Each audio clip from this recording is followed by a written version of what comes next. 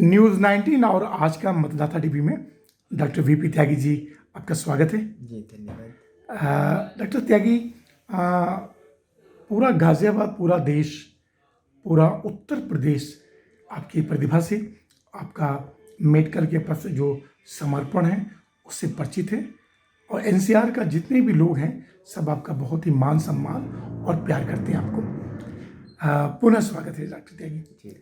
Sir, सवाल ये है कि वर्तमान समय में एक जो मानव शरीर है, जो मानव शरीर की जो संरचना है उसमें सभी अंगों का बहुत महत्वपूर्ण रोल होता है, लेकिन नाक, कान और गला एक तरह से वो जो शरीर है उसकी बहुत ही महत्वपूर्ण अंग है। थोड़ा सा इसके बारे में विस्तार से बताएं। वो देखिए, जो नाक है वो स्मेल जो बहुत इम्पोर्टेंट एक हमारा फीचर होता है बॉडी का, उसको मैनेज करती है। कान जो साउंड होता है, साउंड को अगर हम कम कर दें और आवाज़ ना आए तो हम अपने आप को समझते हैं कि हम समाज से दूर हैं। इसलिए साउंड भी होना बहुत ज़रूरी है।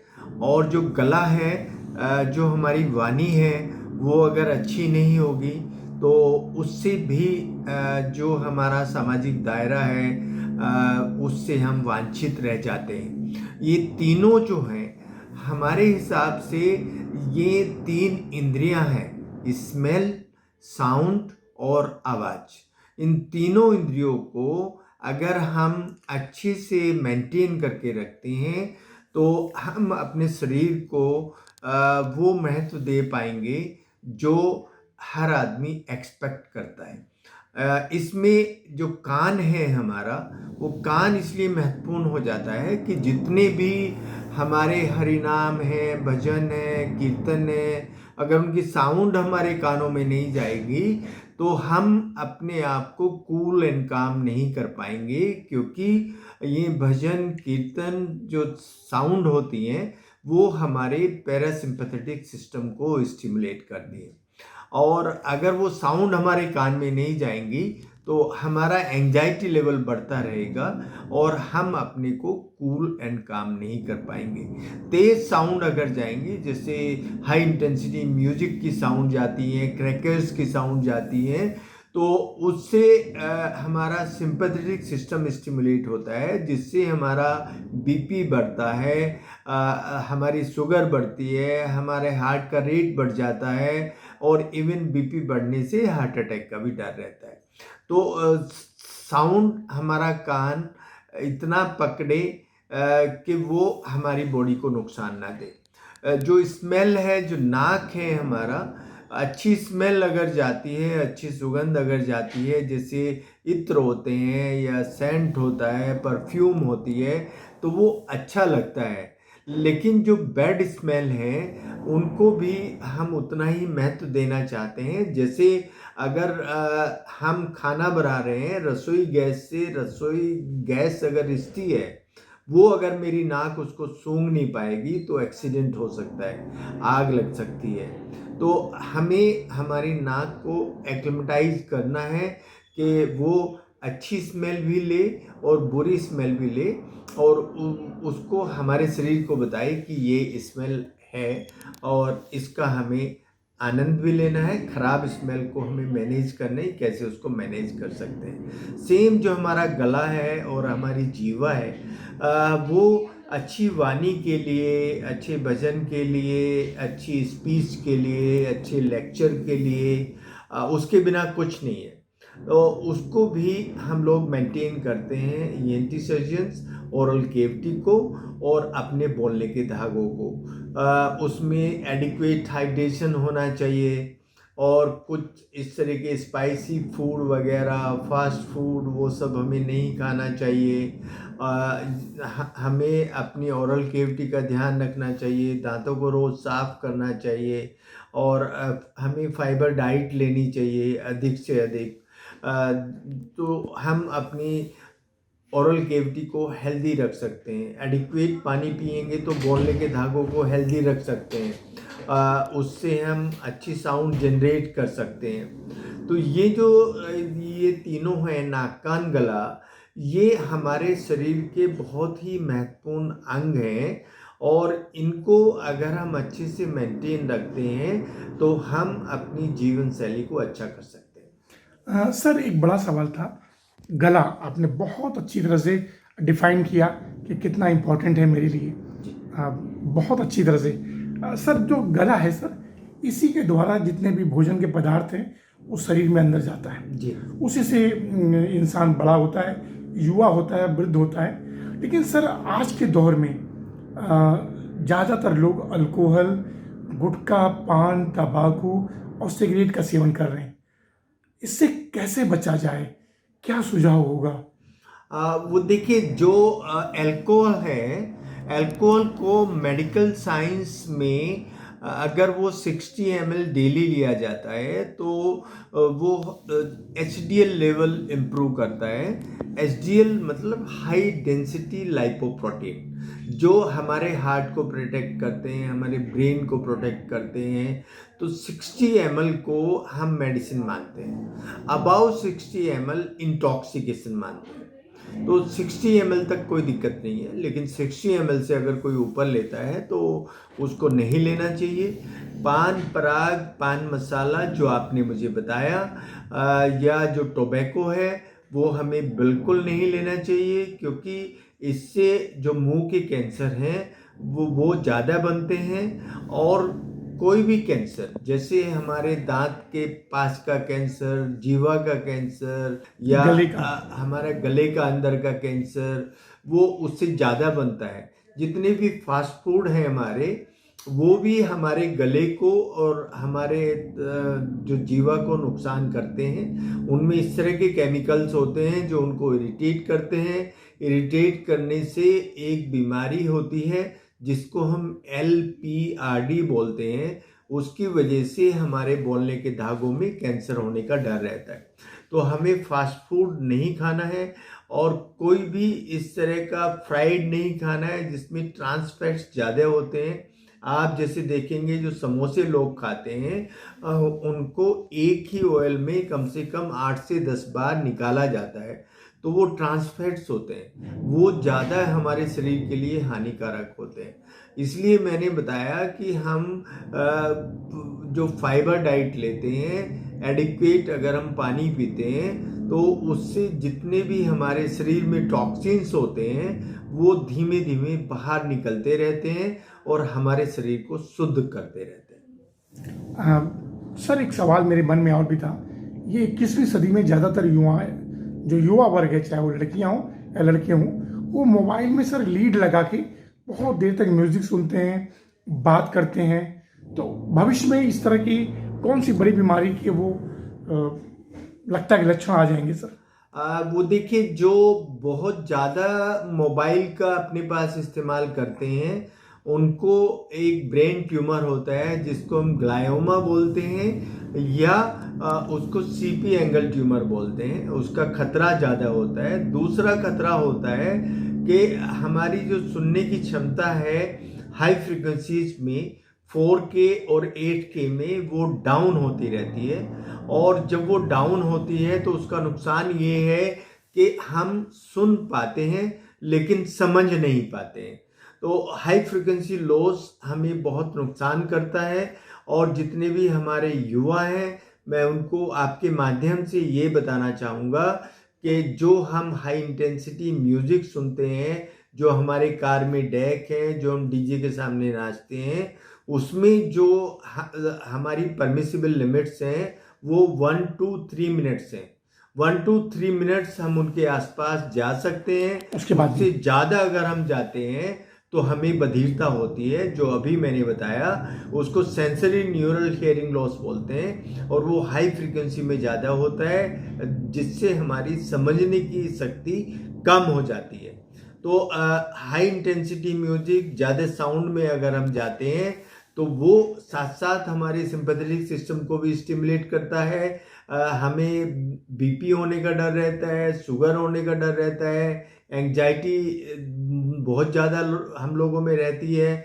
और अगर हम उसको सूदिंग लेवल पे ले जाएं, वो जैसे राग होते थे पहले, या कुछ इस तरह के वो होते हैं, भजन होते हैं जिनको सुन के नींद आ जाती है। वो लो इंटेंसिटी म्यूजिक होते हैं जो हमें कूल एंड काम रखते हैं।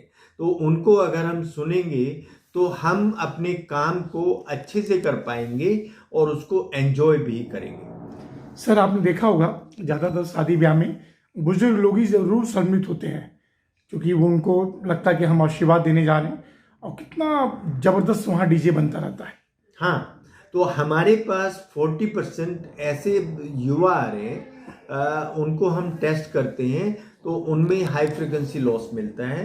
और उसके साथ साथ जो हमारे जो चौराहे पे ट्रैफिक पुलिस वाले खड़े रहते हैं उनको भी हमने टेस्ट किया है, उनको भी हाई फ्रिक्वेंसी लॉस मिलता है, क्योंकि वहाँ साउंड्स ज़्यादा होती हैं और उनके पास ऐसी कोई डिवाइस नहीं होती है जो उस साउंड को रोक ले, कान के ऊपर लगा ले, ऐसा कुछ उनके पास नहीं होता है।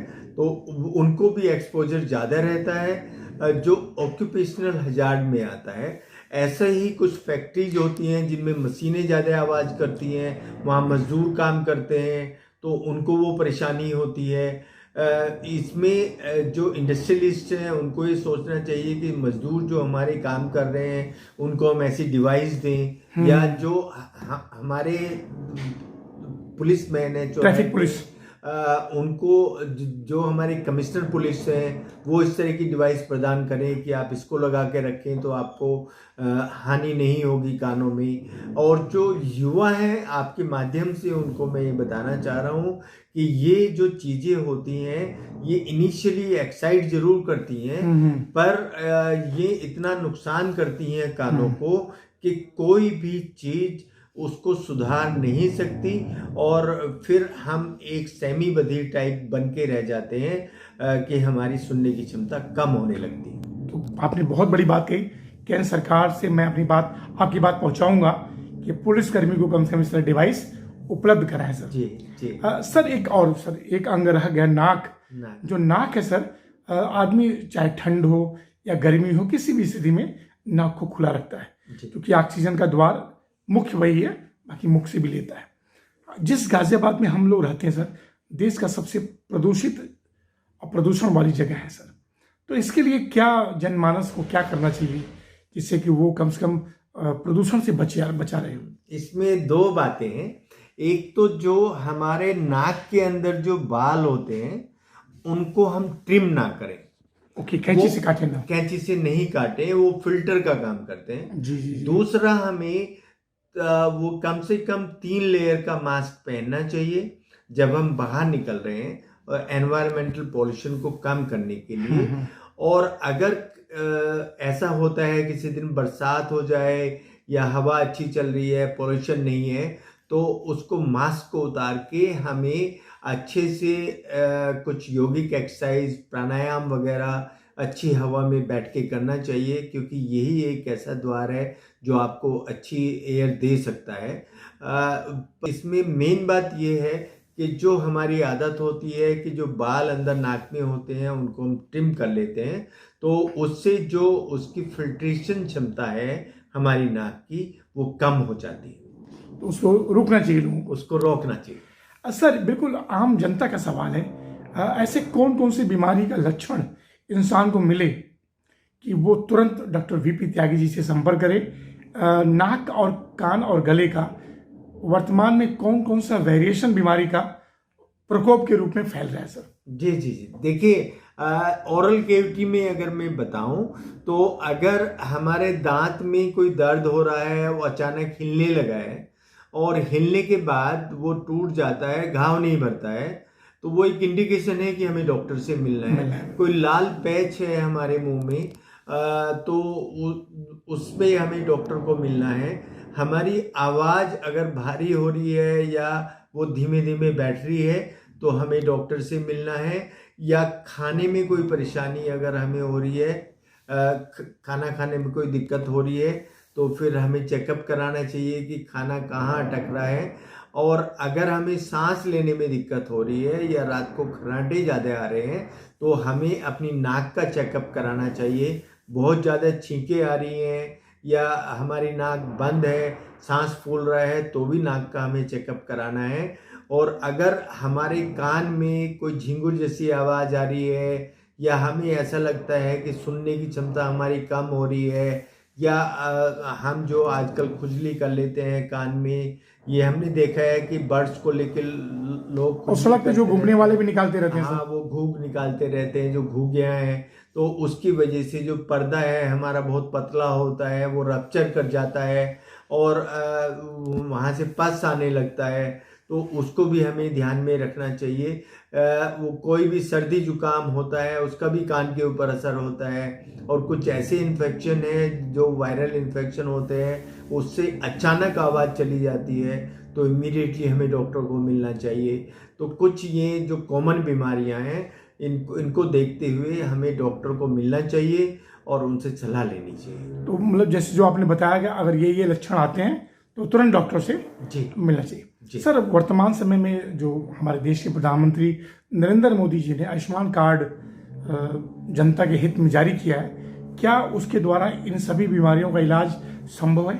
जी, इन सभी बीमारियों का इलाज उसके द्वारा संभव है। माननीय मोदी जी ने 55 करोड़ लोगों को इस कार्ड का वितरण किया है, लेकिन दुख तब होता है जब वो ऑन पेपर आ जाते हैं अस्पताल, लेकिन मरीज वहाँ सुविधा नहीं उठा पाते। उनमें से एक मेरा भी अस्पताल है, जिसका एक महीने पहले अखबार में निकला कि हर्ष हॉस्पिटल आयुष्मान कार्ड पे है, लेकिन अभी तक उसको लखनऊ से अप्रूवल नहीं मिला है, और ऐसे 29 हॉस्पिटल हैं।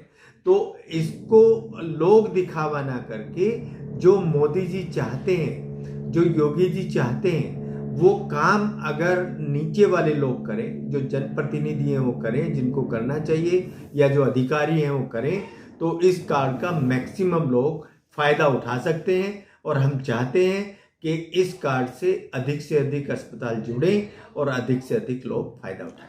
सर, हमारी टीम की मुहिम भी होगी कि गाजियाबाद में जितना शीघ्र हो सके हर ENT को जो है इसका तुरंत नॉमिनेशन किया जाए, जोड़ा जाए सर। जी, धन्यवाद। सर, डॉक्टर VP त्यागी की एक सवाल और भी था जी। कि देखा यही जाता है कि अक्सर लोग जो है ना सर, बड़ी दिक्कतों से गुजरते हैं, कुछ बात अपनी कह भी नहीं पाते, और जो गले की दिक्कत होती है सर, छुपाते रहते हैं। जी।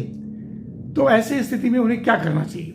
नहीं, उनको आके दिखाना चाहिए और छुपाना नहीं चाहिए। एक्चुअली कोई भी बीमारी अगर हमारे शरीर में है, जैसे कोई गांठ अगर बन गई गर्दन में 1 सेंटीमीटर से ज़्यादा है, तो उसका चेकअप बनता ही है, भले ही हम उसकी जांच कराएं। एक धारणा है कि अगर हम उसमें सुई लगवाएंगे तो पूरे शरीर में डरते हैं कि कैंसर होगा, तो पहले ही ऐसे सोच के ना चलें।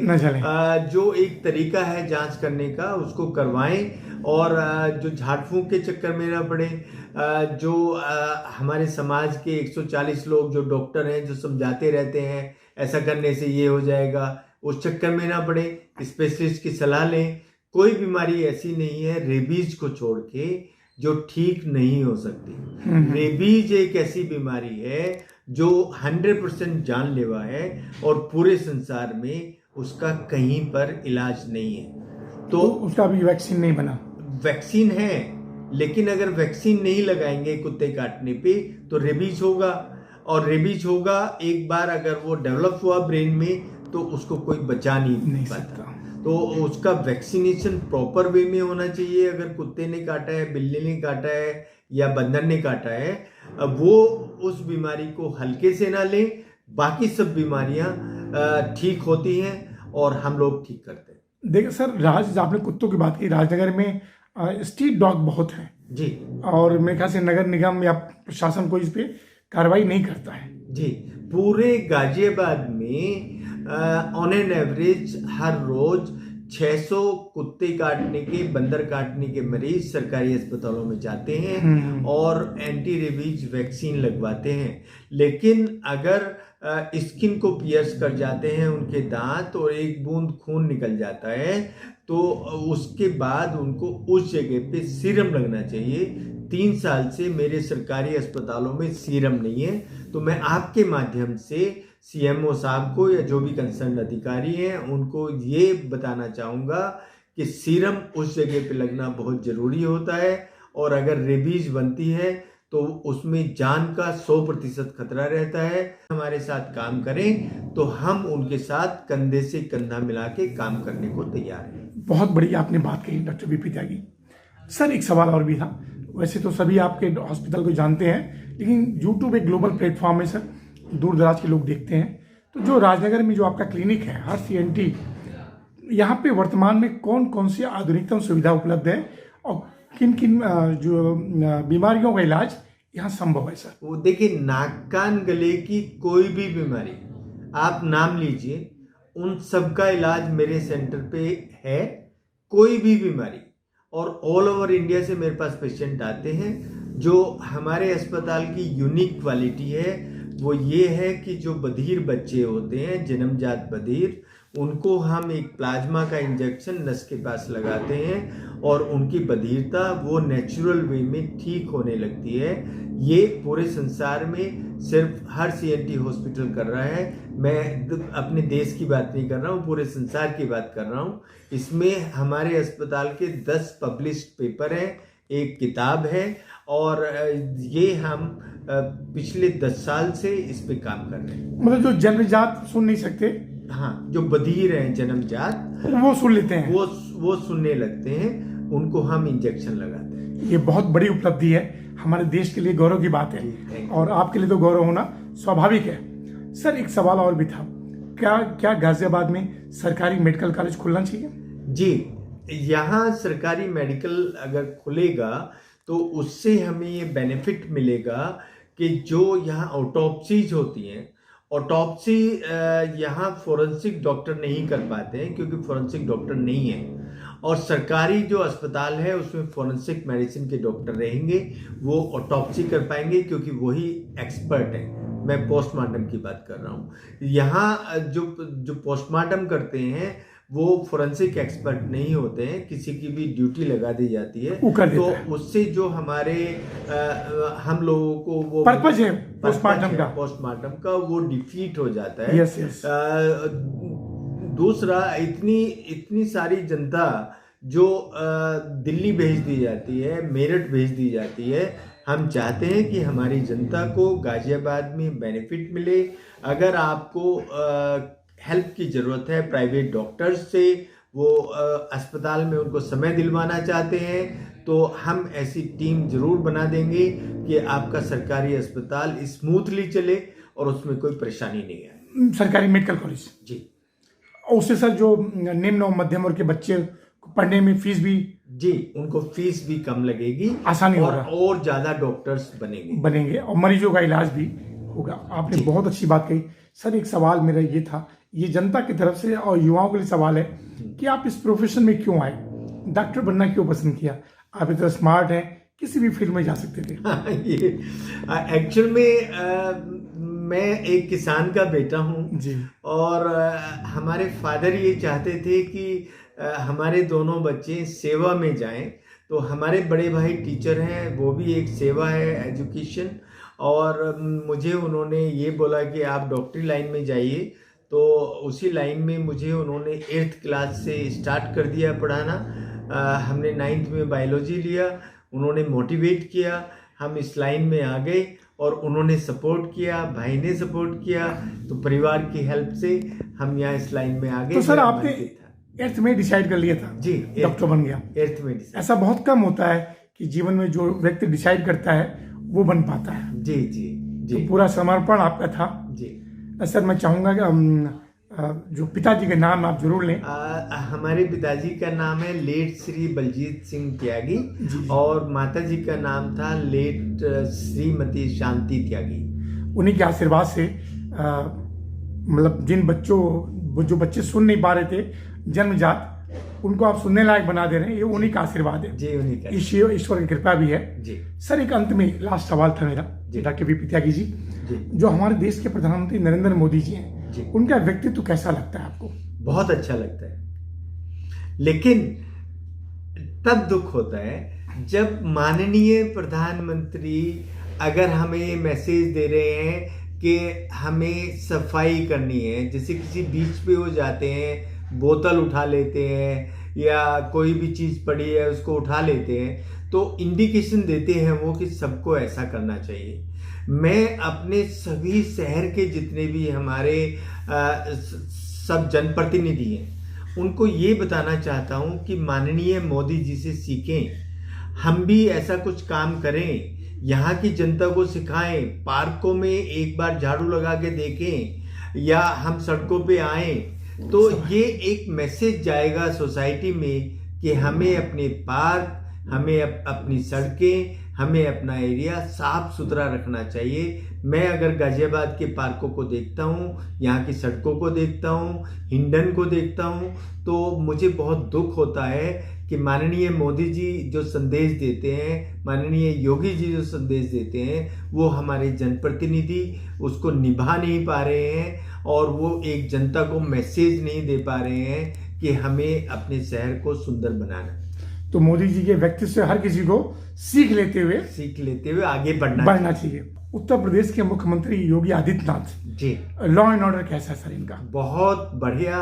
मैं उनको हमेशा अप्रिशिएट करता हूँ इस बात के लिए, और ये सब लोगों को मैं कहना चाहता हूँ कि जो उनकी सेवा है, और वो उनकी सेवा इस तरह की है कि उनमें कोई लालच नहीं है इस बात का, वो लॉ एंड ऑर्डर को मेंटेन रखते हैं। जो यूपी की आज की तारीख में पोजीशन है, इससे पहले अगर कोई यूपी का नाम लेता था तो वो लोग इमीडिएटली मुंह पे बोल देते हैं उत्तर प्रदेश हम जानते हैं, तो हमारा सर शर्म से झुक जाता है। आज के दिन अगर हम यूपी बताते हैं तो हमारा सीना चौड़ा हो जाता है कि वहाँ लॉ एंड ऑर्डर इतना अच्छा है, और जो इनका शासन है योगी जी का वो बहुत बढ़िया है। मैं इन दोनों को, योगी जी को और मोदी जी को बहुत पसंद करता हूँ, और मैं ये चाहता हूँ कि उनके जनप्रतिनिधि भी ऐसा ही काम करें जैसे उनके बॉसेस कर रहे हैं, और हम लोगों को ये सीख दें कि देखिए जो और नागरिक हैं हम अपने शहर को सुंदर बनाएं और इंदौर से भी अच्छा बनाएं। इंदौर हमारा टारगेट था, लेकिन इंदौर से भी अच्छा बनाएं, तो हमें अच्छा लगेगा कि हम उनके बताए हुए मार्ग पर चल रहे हैं और अपने गाजियाबाद को सुंदर बना रहे हैं। डॉक्टर वी त्यागी मन तो नहीं कर रहा है, लेकिन आपकी व्यस्तता है, तो आपका बहुत बहुत धन्यवाद। फिर किसी विषय पे बात करेंगे सर। नमस्कार सर। नमस्कार।